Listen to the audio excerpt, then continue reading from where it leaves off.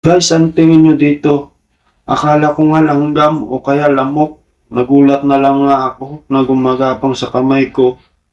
Nang tinititigan ko ng mabuti, isa palang batang mantis na kilala bilang nimpa. Wala po siyang pakpak. Ngayon lang ako nakakita ng ganitong kaliit na nimpa. Muntik ko na mapalo.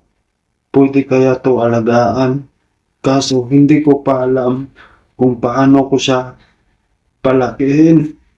Ang batang nimpa o mantis ay isang uri ng insekto. Mayroong mahigit 2,400 na uri sa buong mundo. Pangunahing matatagpuan sa tropical at mapagtimpi na rehiyon katulad ng Pilipinas.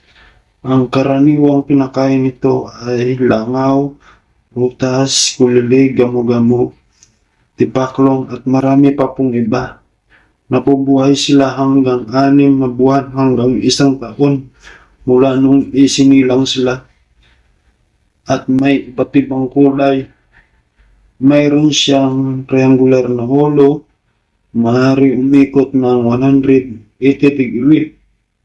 Kung mayroon po kayong katanungan, mag-iwan na lang po kayo ng message para alam din po ng ibang manonood. Hanggang sa muli. Bye!